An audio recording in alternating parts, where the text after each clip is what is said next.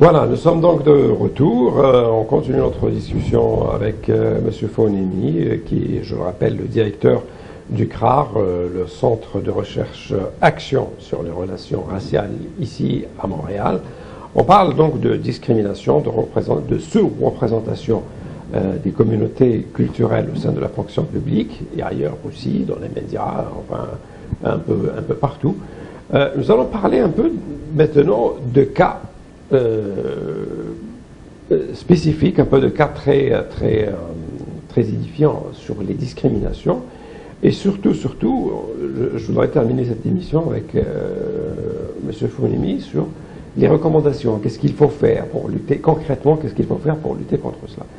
Donc, les gens viennent vers vous pour se plaindre.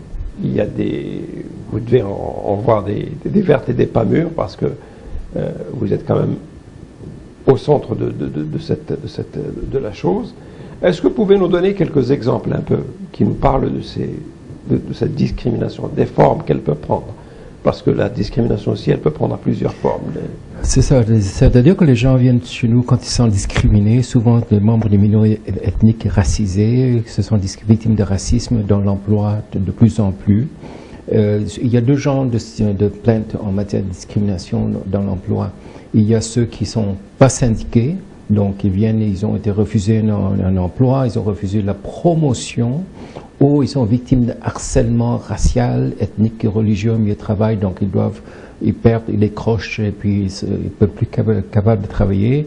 On les aide à formuler des plaintes et à préparer le dossier pour les canaliser vers les recours appropriés comme la Commission des droits de la personne au niveau fédéral ou au niveau provincial, ou parfois que la Commission des normes de travail. Là où le défi se ressent de plus en plus, c'est pour les employés syndiqués qui doivent nécessairement déposer un grief, c'est-à-dire faire déposer un grief par leur syndicat pour dénoncer une situation de discrimination. La Cour suprême a dit en 2003 que si vous êtes syndiqué, vous ne pouvez plus aller à la Commission des droits de la personne, règle générale. Vous devez passer par le grief. Malheureusement, la plupart des gens qui viennent chez nous disent que mon syndicat ne veut pas reconnaître le problème de discrimination, ne veut pas déposer un grief basé sur la discrimination. Et là, on est vraiment, on se retrouve dans une situation extrêmement difficile parce que le système de relations de travail ici n'est pas encore adapté aux normes de la non-discrimination.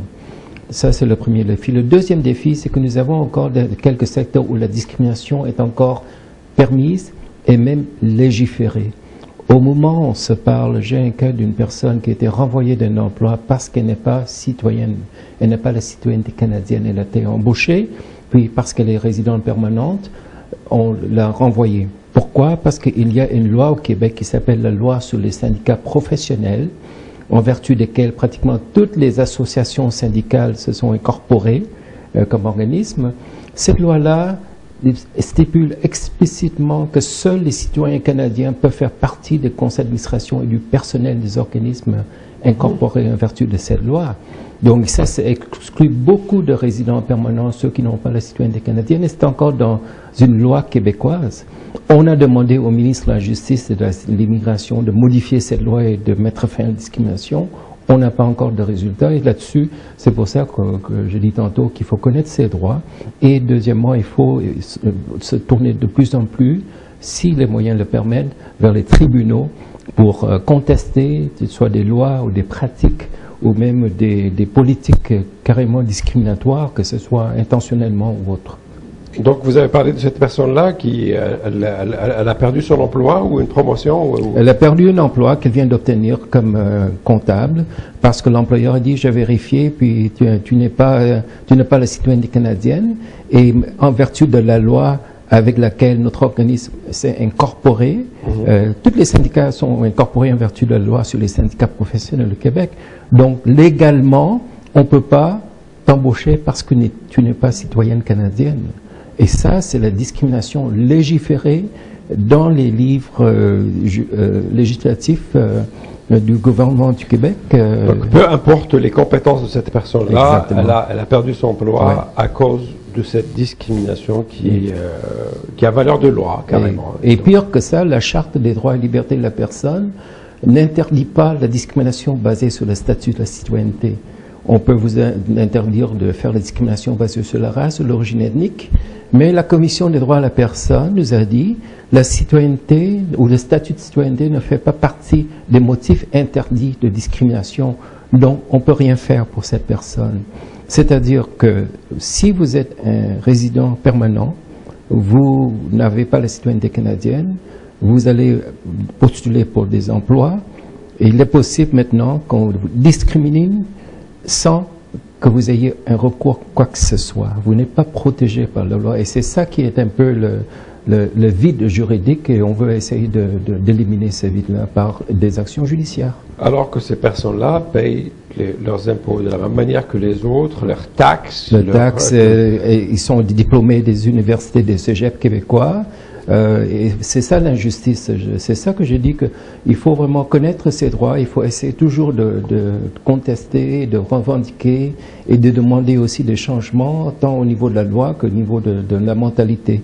Parce que je crois que difficilement, en 2016, que tous les syndicats au Québec, incorporés en vertu de la loi sur les syndicats professionnels, acceptent encore ce genre de discrimination explicite sur la base de la citoyenneté. Et qui sont les immigrants au Québec au cours des 10 dernières années?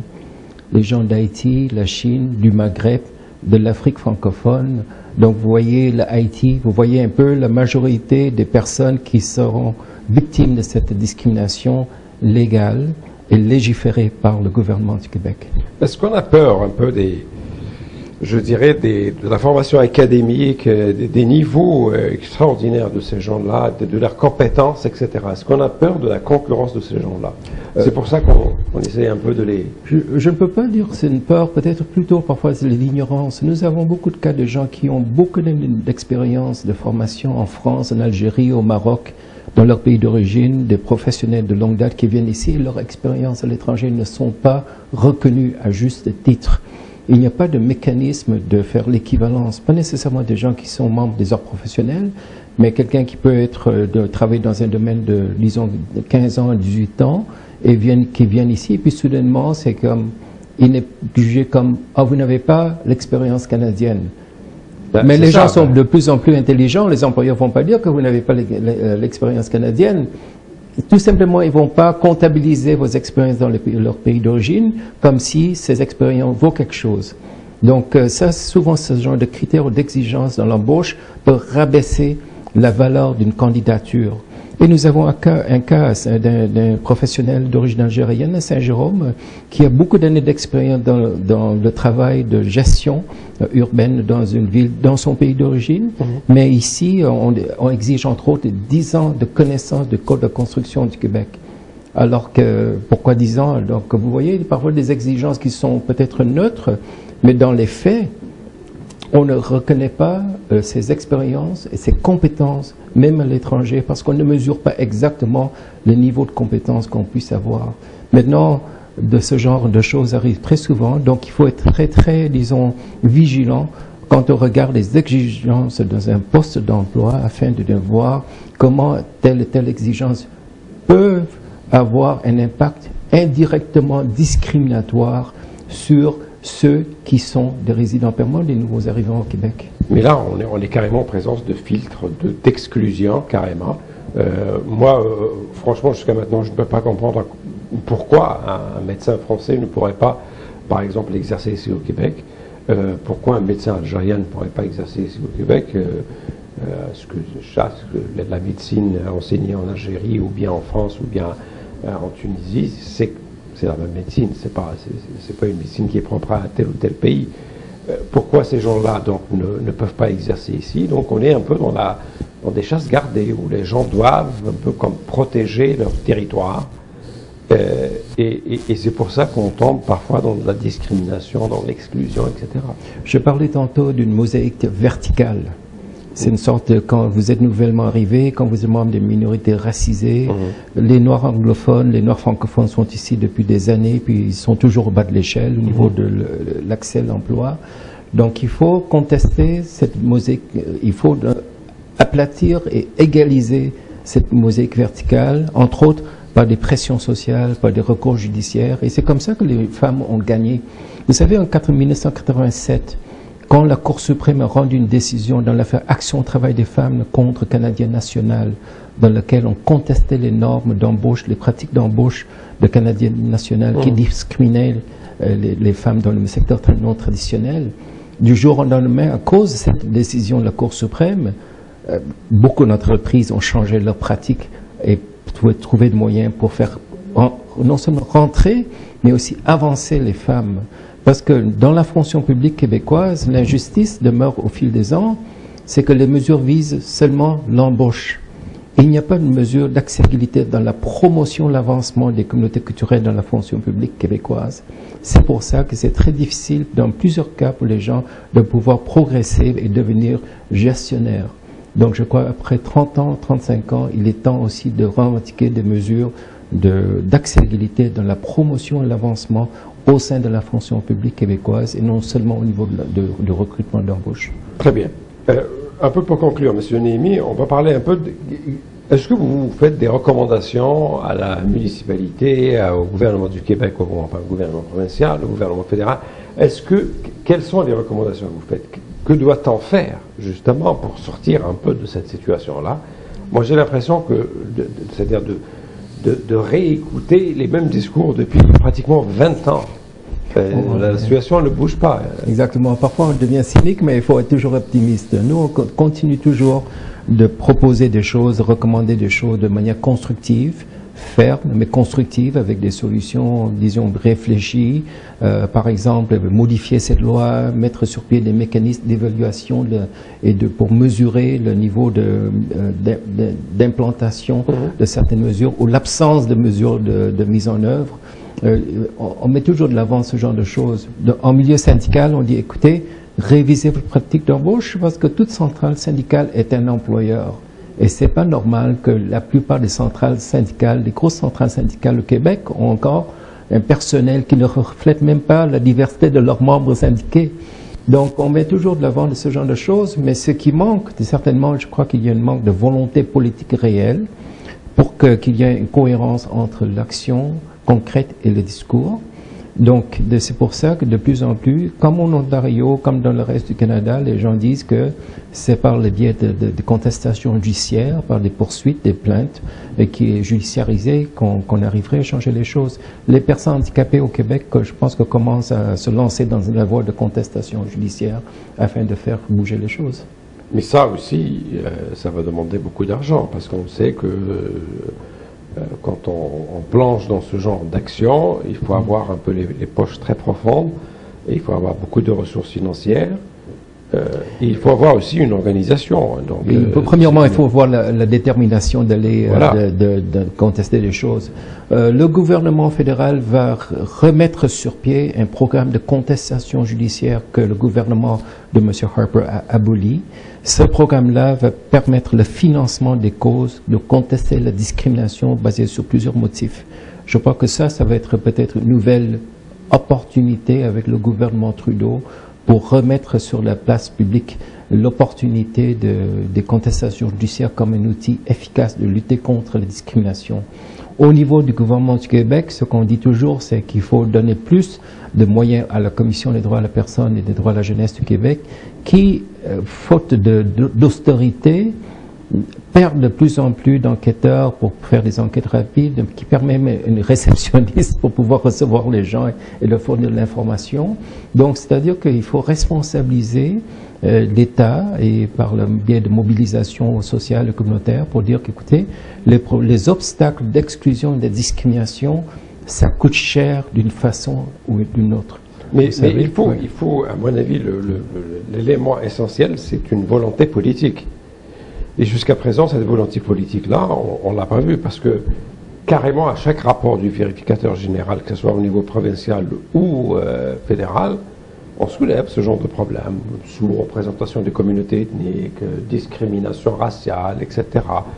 Mais ça ne change pas, parce que justement, il n'y a pas de volonté politique.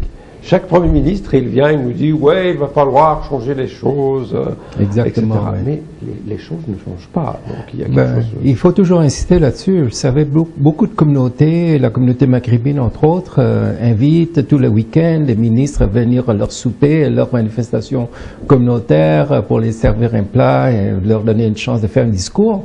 Mais personne se lève devant 300-400 personnes. Monsieur le ministre, madame la ministre, j'apprécie votre discours, mais où est-ce qu'on en est avec les chiffres de qui est-ce que vous embauchez dans votre cabinet politique qui représente la diversité? Combien de gens que vous avez nommés sur les conseils d'administration?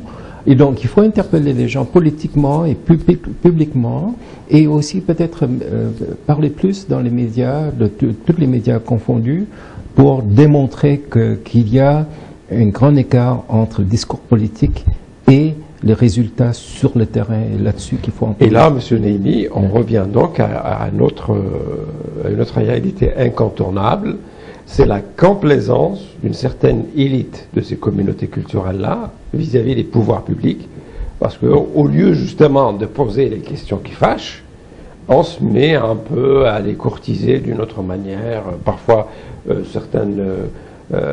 sein de certaines communautés ou associations, on est même content d'avoir un ministre quand il répond oui pour participer à un souper, etc. Alors que dans la réalité, c'est le ministre qui a besoin de cette communauté-là et non pas le contraire. Donc il faut carrément poser ces questions qui fâchent, les questions qui dérangent, essayer un peu aussi d'aller au-delà des questions seulement, c'est-à-dire de porter les choses au niveau de l'action, d'aller plus loin. Oui. Donc, je crois qu'on peut faire beaucoup de choses en même temps. Oui, c'est bien d'inviter les ministres, les décideurs à venir à leur soirée sociale, mais je pense qu'en même temps, il faut poursuivre et pour mobiliser, il faut parler publiquement sur la place publique et sur le plan international des obstacles à l'exclusion, à la discrimination, parce qu'essentiellement, la discrimination, c'est une entorse très grave à la démocratie québécoise, qui se dit être inclusive, égalitaire, mais dans les faits, qui ne l'est pas. Donc je crois qu'il faut, ça pourrait avoir un impact éventuellement, parce que je crois qu'on est très soucieux. Il y a vraiment des gens de bonne volonté qui veulent faire des choses, mais peut-être le nombre n'est pas assez fort pour faire bouger les choses. Donc il faut que les gens aient moins peur d'en parler publiquement, et c'est une façon de faire valoir à part entière la citoyenneté, dans le sens civique du terme, bien sûr dans le sens légal aussi. Et comme je l'ai dit tantôt, il faut de plus en plus interpeller les gens avec éventuellement des recours judiciaires. Je crois que c'est aux États-Unis, vous voyez comment est-ce qu'on a fait tomber la ségrégation raciale dans l'éducation.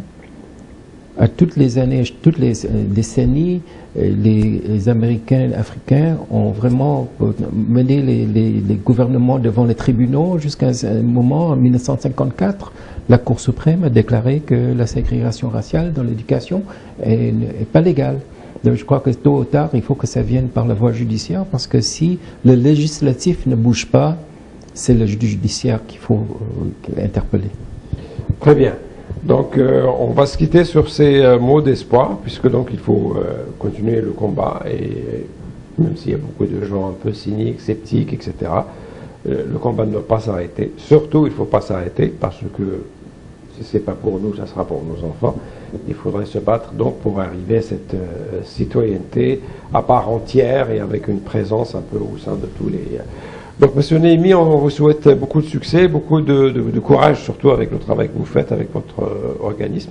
Merci. Et puis, j'espère qu'à la prochaine invitation, on aura au moins constaté une petite amélioration. Merci. Voilà, donc mesdames et messieurs, on vous donne rendez-vous à la semaine prochaine. Merci de votre fidélité, merci de nous faire l'amitié, de nous suivre toujours comme ça avec fidélité et toujours aussi nombreux sur Radio Québec Plus, l'émission L'Index. On revient la semaine prochaine avec un autre invité. D'ici là, gardez le moral et gardez le sourire. À bientôt.